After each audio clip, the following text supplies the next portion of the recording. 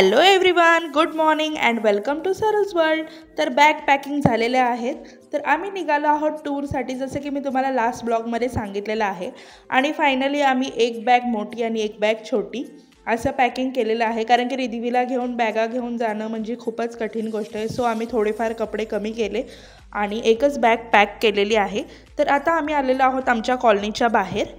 आता आम्ही जाणार आहोत बस स्टॉपवरती. तर बस स्टॉपवरून आम्हाला इंदोरसाठी बस भेटलेली आहे. तर बस आमच्यापासून इंदोर थोडंसं लांब आहे, एक 17-18 किलोमीटर आहे. तर बसला पर पर्सन 60 रुपीज तिकीट आहे महूमधून. तर आता आम्ही इथून जाणार इंदोर स्टेशनला आणि इंदोर स्टेशनवरून आम्हाला ट्रेन भेटणार आहे. तर तुम्ही बघू शकता, बसमध्ये सीट भेटणं खूप गरजेचं आहे, कारण की महाराष्ट्रासारखे इथे बसेस चालत नाही, इथे खूप लिमिटेड बसेस चालतात. बट आम्ही खूप अगोदरपासून बसल्यामुळे आम्हाला सीट भेटलेली आहे. जर आम्ही पुढच्या एकदम लास्टच्या स्टॉपवरती चढलं असतं तर आम्हाला उभं राहूनच जावं लागलं असतं. तर तुम्ही बघू शकता, जसं डोअरमधून एक माणूस थोडासा लटकताना दिसतोय, माहीत नाही तुम्हाला दिसतोय का नाही. तर आता आम्ही जाणार आहोत इंदोरला. तर आमचं जे बुकिंग जे आहे ते दिल्लीवरून आहे. तर आता आम्ही इथून जाणार आहोत आग्र्याला. तर आता आम्ही पोचलेलो आहोत इंदोर जंक्शनला. बट आमचं बुकिंग जे आहे ते लक्ष्मीबाई नगर स्टेशनवरून आहे. तर इथली मला पद्धत अजिबात आवडलेली नाही आहे. प्लॅटफॉर्म नंबर 16 म्हणजे लक्ष्मीबाई नगर, इथून अजून 7 किलोमीटर आहे इंदोर जंक्शनपासून. मग हे आम्हाला इथे आल्यानंतर समजलं की प्लॅटफॉर्म नंबर, आम्हाला वाटलं एकाच लाईनमध्ये प्लॅटफॉर्म असतील, बट तसं नाही आहे. इथे लांब लांब प्लॅटफॉर्म आहेत, अशी सिस्टम आहे. तर इथून आम्ही ऑटो केलेली आहे आता लक्ष्मीबाई नगरसाठी, जे की आम्हाला 150 रुपीज चार्ज केलेला आहे. तर आता आम्ही पोचलेलो आहोत लक्ष्मीबाई नगर स्टेशनला. तर आमची ट्रेन जी आहे ती दुपारी 3:25ची आहे. आम्ही घरातून साधारणतः 11 वाजता निघालेलो. इथे येईपर्यंत आम्हाला 2 वाजलेले आहेत, कारण की भरपूर ट्रॅफिक होतं इंदोरमध्ये. तर आता प्लॅटफॉर्मवरती आल्यानंतर समजलं की आम्हाला पलीकडच्या प्लॅटफॉर्मवरून ट्रेन आहे. तर एक ट्रेन तर लागलेली आहे, बघू आता आमची ट्रेन कधी येते ते. तर गेल्या गेल्या रिद्वीला लागलेली होती भूक, मग मी घरूनच टिफिन बनवून आणला होता. मग रिद्वीला लगेच मी चपातीचा रोल करून दिला. नंतर आम्ही स्टेशनवरती बरेच फोटो रील्स वगैरे बनवले आणि बराच वेळ आम्ही स्टेशनवरती टाईमपास केला. तर इथे रिद्वी बघा कशी मस्ती करते येते, तिला जम्प करत होती. बरेच लोक सगळेजण ट्रेनचा वेट करत होते. त्यानंतर आम्ही बोललो की आपण जेवण घेऊया, ट्रेन यायला भरपूर टाईम आहे अजून. तर आम्ही मग घरून जो टिफिन आणला होता तोच आम्ही स्टेशनवरती बसून खाल्ला. त्यानंतर आम्ही आता ट्रेनमध्ये चढलेलो आहोत. तर सीन काय झाला ते देखील मी तुम्हाला सांगते. पहिल्यांदा मी तुम्हाला स्लीपर कोच दाखवते. आम्हाला एंड मुमेंटला स्लीपर कोचचं बुकिंग जे आहे ते फायनल झालेलं आहे आमच्या सीटचं. तर 2 सीट आहे, ही ब्ल्यू बॅग ठेवले तीवाली सीट आणि ह्याच्यावरची, अशा 2 सीट आमच्या आहेत. 2 सीटिंगचं आम्ही बुक केलेलं आहे. अजून कोणच नाही आहे, कारण की ही ट्रेन जी आहे ही लक्ष्मीबाई नगरवरूनच निघाले. तर सीन असं झाला की मगाशी जी तुम्हाला आमच्या बॅक साईडला ट्रेन उभी होती तीच आमची ट्रेन होती, बट आम्हाला काहीच माहीत नव्हतं. आणि त्यावरती लिहिलेलं होतं की ऋषिकेश प्रयागराज एक्सप्रेस, आणि आमची जी एक्सप्रेस होती ती उज्जैनी एक्सप्रेस होती. त्यामुळे आम्ही बराच वेळ वेट करत होतो. फायनली 3:15ला मी मिस्टरांना बोलले की अजून कशी काय आपली ट्रेन आली नाही आहे, ही ट्रेन जाईल तेव्हाच ती ट्रेन येईल, कारण की प्लॅटफॉर्म तर एकच होता. नंतर आम्हाला विचारल्यानंतर समजलं की ही ट्रेन पहिला उज्जैनला जाते आणि परत उज्जैनवरून रिटर्न जाते. मग त्यामुळे हीच ट्रेन आहे आणि हिलाच उज्जैनी एक्सप्रेस पण बोलतात. मग आम्ही 5 मिनटासाठी, जर आम्ही 5 मिनटं कोणाला विचारलं नसतं तर आमची ट्रेन आज चुकणारच होती आणि आज आम्ही इथेच राहणार होतो. बट फायनली आम्ही चांगल्या कामासाठी निघालो आहे, कुठून आम्हाला सद्बुद्धी सुचली आणि आम्हाला ट्रेन भेटली. तर आता झालेली आहे संध्याकाळ आणि रिद्वीला भूक लागलेली आहे, तर रिद्वी रोल खाते. आणि आमची भुर्जी आता थोडीच राहिलेली होती, मी अंड्याची भुर्जी आणलेली होती. मग मिस्टरांनी घेतली रबडी. मिस्टरांना स्वीट आवडतं, त्यामुळे ते बोलले की चपाती तर आहेत आपल्याकडे, मग काहीतरी भाजी घेऊया. बट भाजी काय एवढी खास नव्हती, म्हणून मग त्यांनी रबडी घेतली आणि त्यासोबत चमचा भेटला होता, जे घेऊन रिद्वी खेळत होती. आता वरती मिस्टर झोपलेले आहेत आणि रिद्वीला काय झोप येत नाही, आणि जोपर्यंत रिद्वी झोपत नाही त्यामुळे मला पण जागणं गरजेचं आहे. बट ट्रेनमध्ये एक आहे की आपण इकडे तिकडे फिरू शकतो, त्यामुळे एवढं काही वाटत नव्हतं. तर आम्ही इथून चाललेलो आहोत आग्र्याला. ॲक्च्युली आम्ही ठरवलेलं आहे की पहिला आपण आग्रा एक्सप्लोअर करूया आणि नंतर मग आपण तिथून दिल्लीला जाऊया. तर उद्याचा दिवस आम्ही आग्रा एक्सप्लोअर करणार आहोत. तर आता आम्ही ट्रेनमधून उतरलेलो आहोत आणि हे बघा ट्रेनवरती नाव आहे ऋषिकेश प्रयागराज एक्सप्रेस. तर खूप मोठा आमचा पचका झाला. तर आपण अशा नवीन नवीन गोष्टी बाहेर गेलं की अनुभवायला भेटतात. तर फायनली आम्ही आता आग्रा स्टेशनला पोचलेलो आहोत। आता आम्ही जाणार आहोत स्टेशनच्या बाहेर आणि हे बघा स्टेशनचं नाव आग्रा छावनी, उत्तर प्रदेशमध्ये आम्ही फायनली पोचलेलो आहोत।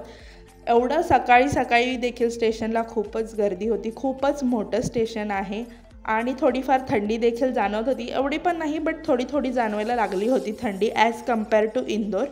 त्यानंतर मग आम्ही स्टेशनवरतीच जे रिटायर रूम असतात त्या चेक केल्या, बट आम्हाला तिथे काही रूम भेटले नाही। मग ते आम्हाला बोलले की तुम्ही आउटसाईडला चेक करा हॉटेल्स वगैरे। आम्ही ठरवलं होतं स्टेशनच्या आतमध्ये रूम भेटली तर बेटर होईल, कारण की आमची आज रात्रीचीच ट्रेन आहे दिल्लीसाठी, बट आम्हाला रूम नाही भेटली। तर रिटायर रूम ह्या ज्यांच्याकडे कन्फर्म तिकीट आहे त्यांनाच भेटतात। तर मग आम्ही बोललो की चला ठीक आहे, मग आपण बाहेर जाऊन सर्च करूया। तर स्टेशनपासूनच एक 5-10 मिनटाच्या अंतरावर आम्ही हॉटेल सर्च केले, बरेच हॉटेल्स होते।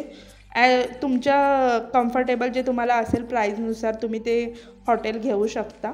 तर आम्हाला जास्त कॉस्टली ह्याच्यात पडायचं नव्हतं, कारण की आम्ही आज दिवसभर फिरणारच होतो। तर मग इथे हॉटेल विशाल म्हणून जे आहे ते आम्हाला भेटलं।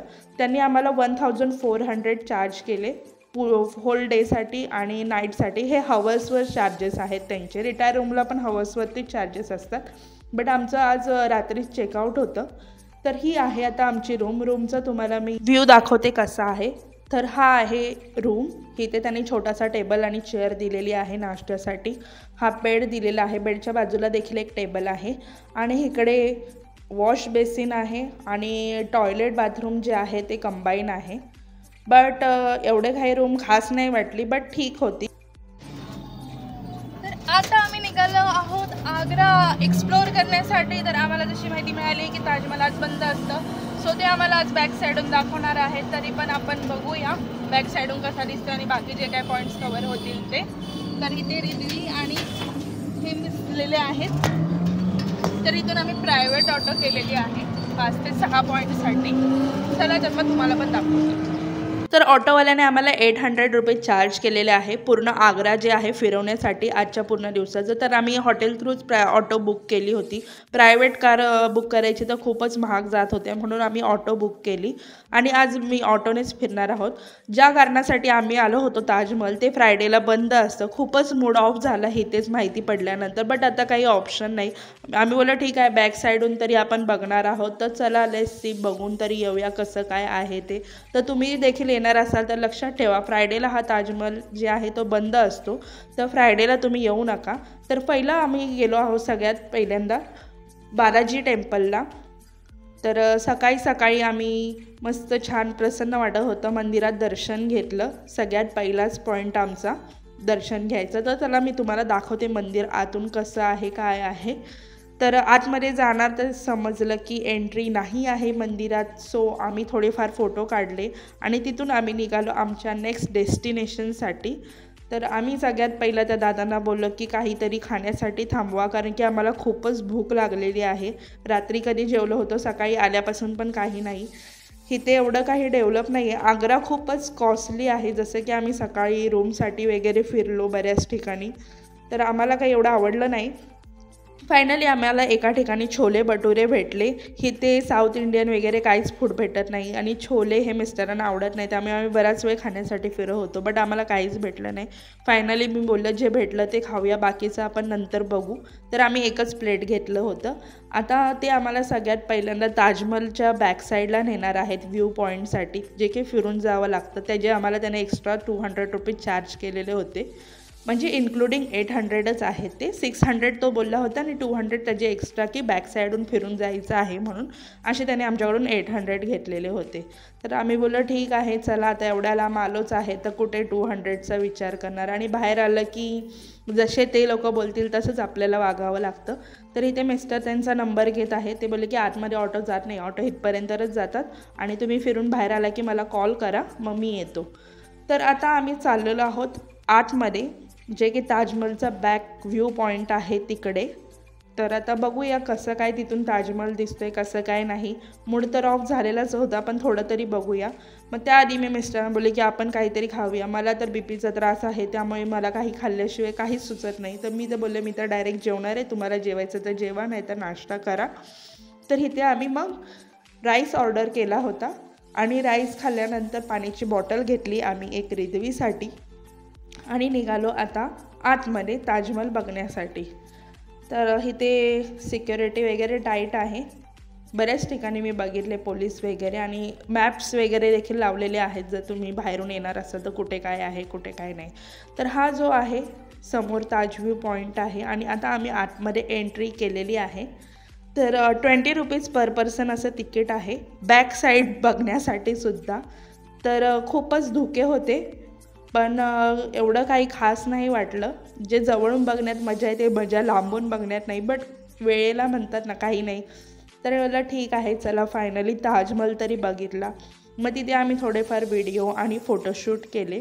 खूपच छान असं वाटत होतं, खरंच वाटत नव्हतं की फर्स्ट डे ताजमहल बघायला आलो आहे, बट मला ठीक आहे। मग तिथून तुम्ही बघू शकता आजूबाजूला किती छान फुलं लावलेली आहेत बॅक साईडला। तर आता हा आहे ताज व्ह्यू पॉईंट, हा ह्याचा गेट होता। मगाशी मी शूट करायचं विसरलेले म्हणून मी रिटर्न जाताना शूट केलं।